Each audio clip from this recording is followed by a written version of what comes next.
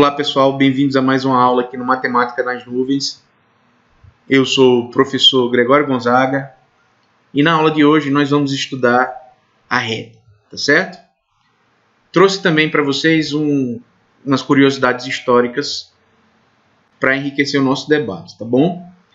Quero fazer aqui o convite, mais uma vez, se você ainda não se inscreveu no nosso canal, se inscreva.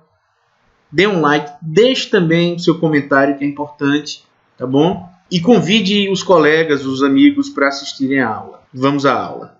Então, gente, vocês já devem ter ouvido falar que a menor distância entre dois pontos é uma reta. De fato, essa afirmação ela vem da geometria plana, também conhecida como geometria euclidiana, em homenagem ao filósofo matemático grego Euclides, que é conhecido, na história pela sua obra denominada Os Elementos. Mas será que a menor distância entre dois pontos fora da geometria euclidiana é uma reta?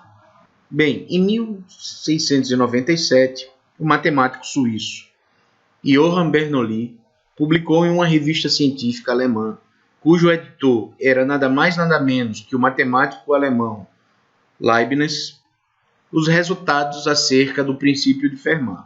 Ao contrário do que a nossa intuição possa sugerir, o percurso mais rápido de um móvel ao longo de uma calha que una dois pontos em diferentes alturas não é uma linha reta. Esse menor tempo é obtido se a bola percorrer uma linha em forma de cicloide.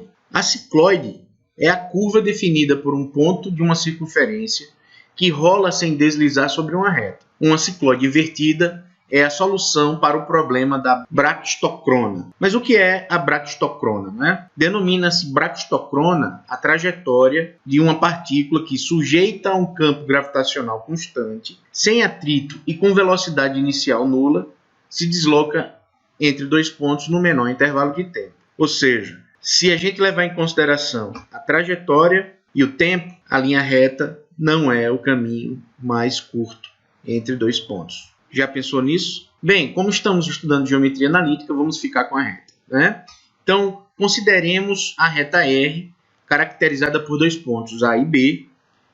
Sendo um ponto P um ponto genérico de R, então esses três pontos devem obedecer à condição de alinhamento, Ou seja, o determinante entre as coordenadas dele,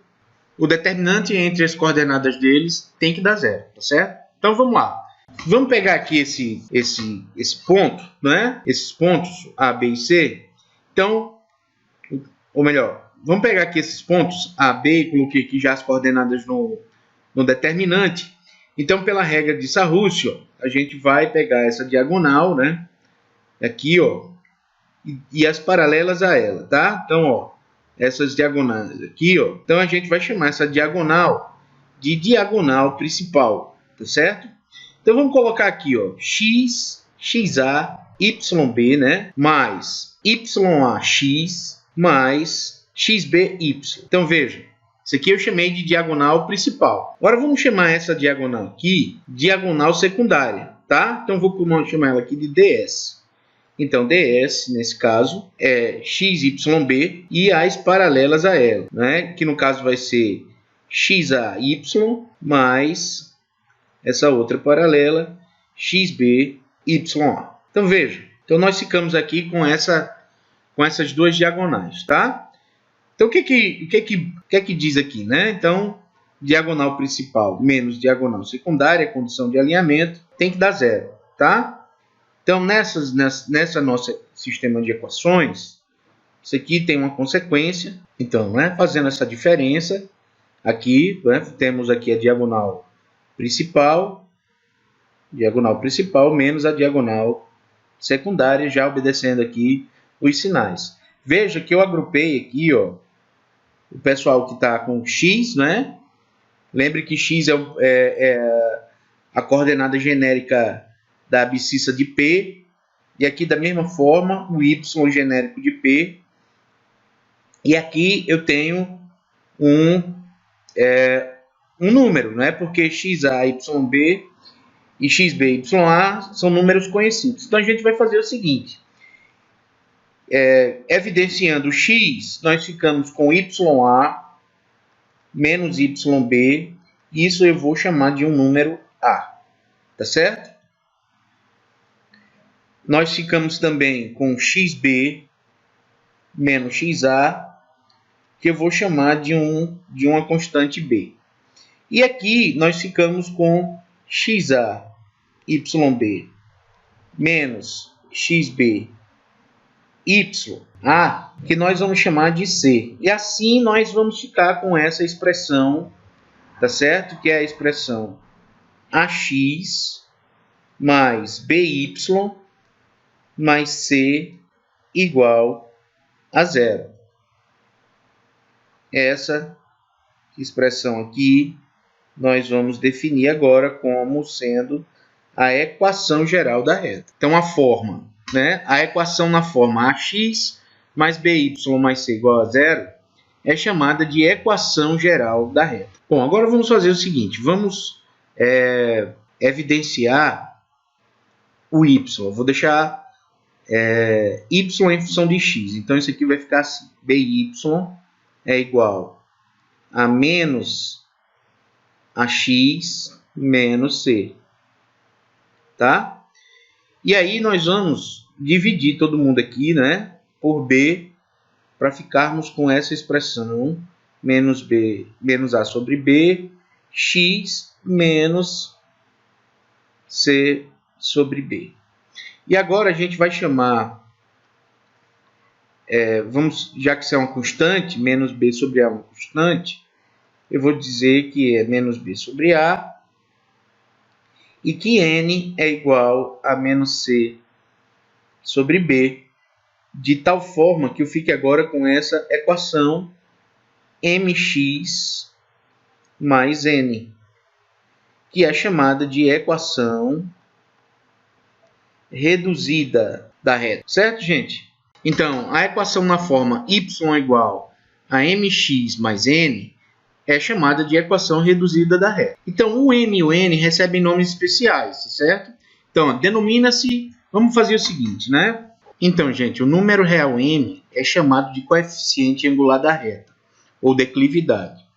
Porém, no estudo da função afim, m é denominado taxa de variação da função, pois ele representa crescimento, decrescimento e se a função não varia, tá? Então, no caso aqui, quando m é positivo, a função é crescente, quando m é negativo, a função é decrescente, e quando m é igual a zero, a função é invariante, ela não varia. Já o número real n é denominado coeficiente linear da reta e está associado ao ponto em que a reta toca o eixo das ordenadas, isto é, o ponto 0n. Também no estudo da função afim, n é conhecido como valor inicial da função. Ok? Então eu trouxe aqui um exemplo, determinar a equação geral da reta que passa nos pontos A e B. Então vamos fazer o seguinte, né? Vamos primeiro construir o determinante, tá? 5, 3, 1, né? Com as coordenadas do ponto A e com as coordenadas de B, menos 1, 2 e 1. E pegar um ponto genérico x, y e 1. E aí a gente vai impor que esse determinante seja nulo. Então, aplicando aqui, né, a regra de Sarrus, a gente tem a seguinte situação. Então, essa nossa diagonal eu vou chamar de diagonal principal, tá? E ela vai valer 10, né? Mais essa diagonal aqui que vale 3x, mais essa diagonal aqui que vale menos y. Então, eu já vou colocar a segunda diagonal que vale 3x e essa outra diagonal que vale menos y. Então, eu já vou colocar aqui, obedecendo a regra do sinal, a diagonal secundária vai ser essa aqui, inversa. Então, diagonal secundária vai ser igual a 2x, tá? Essa outra diagonal aqui, mais 5y. E essa última daqui, que vai ser menos 3. Então, a gente sabe que por consequência, né, da condição de alinhamento, nós temos que a diagonal principal menos a diagonal secundária tem que zerar. Ok, então vamos pegar essa equação, 10 mais 3x menos y, e vamos subtrair ela dessa 2x mais 5y menos 3. Eu coloquei um parêntese, porque quando a gente eliminar tem esse sinal negativo. Então aqui a gente tem a seguinte situação, 10 mais 3x menos y menos 2x menos 5y mais 3 igual a 0. Então veja, 3x menos 2x dá x, tá? Menos y menos 5y dá menos 6y. E 10 mais 3 dá 13 igual a 0. Essa é a equação geral. Equação geral. Agora, se a gente quiser isolar o y, né? Ou seja, se nós fizermos assim, eu vou passar esse y6 para cá, então isso vai ficar 6y igual a x mais 13. E se eu passar 6 dividindo todo mundo, nós vamos ficar com a equação y igual a 1/6 de x mais 13 sextos. Ou seja, essa daqui é conhecida como equação reduzida. Ok. Então tá aí, os dois problemas. Bem, pessoal, a gente tem aqui também outras formas para a equação da reta.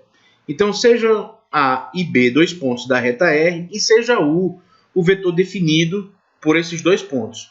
Você provavelmente da física já deve ter estudado como se calcular um vetor através de dois pontos.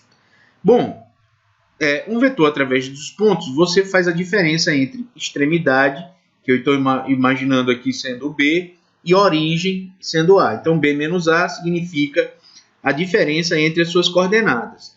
Fazendo a coordenada x, um número real xu, e a coordenada y, um número real yu, então a gente vai ter um vetor u de coordenadas xu, yu. E aí o sistema x igual a xa mais xu vezes t, ya igual a yu vezes t, é chamado de equações. Esse sistema é chamado de equações paramétricas da reta. E t é um número real chamado de parâmetro. Então veja só, se a gente tem esses dois como exemplo aqui para mostrar para vocês. Se a gente tem esses dois pontos, eu vou determinar o vetor u. Eu vou dizer que o vetor u é b menos a. Poderia também ser a menos b, tá? Isso tanto faz. Então o que é que a gente vai fazer aqui? Menos 1, menos 5, que dá menos 6, não é? E 2, menos 3, que dá menos 1. Ok, então esse é o vetor da reta. Isso é também conhecido como vetor diretor.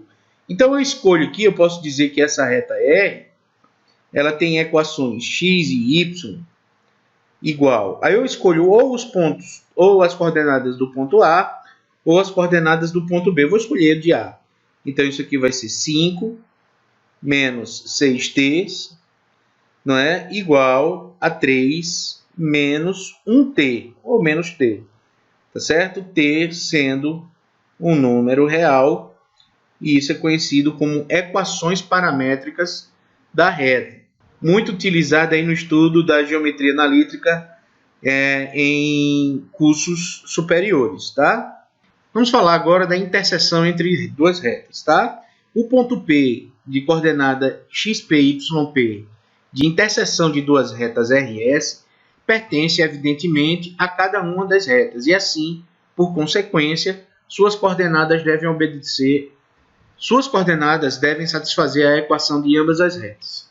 Tá? Então vamos pegar aqui um exemplo. Obtenha o ponto de interseção entre as retas de equação 2x menos y mais 6 igual a 0, equação geral, e S 2x mais 3y menos 6 igual a 0. Tá? Então vamos fazer isso. Então, pessoal, primeiro eu peguei as duas equações e eu coloquei nas suas montamos aqui um sistema de equações. Tá? Então aqui é a reta R, está aqui a reta S. Veja que tanto na equação de cima como na equação de baixo, eu tenho 2x. Então eu vou fazer o seguinte, eu vou pegar esse sistema, multiplicar ele por menos 1 para obter um sistema equivalente na forma 2x mais y igual a 6. E embaixo eu simplesmente escrevo a minha equação tal qual ela esteja.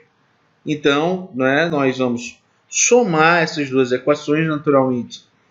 Eu vou cancelar e aqui vai dar 4y igual a 12. Ora, então a gente pode afirmar que 12 dividido por 4, então a gente acabou de achar. Então nós achamos o valor de y, que vale 3. Então eu posso escolher aqui qualquer uma das equações. Eu vou escolher a equação de baixo, 2x mais 3 vezes o 3. Isso daqui dá 6, substituindo o valor de y na equação.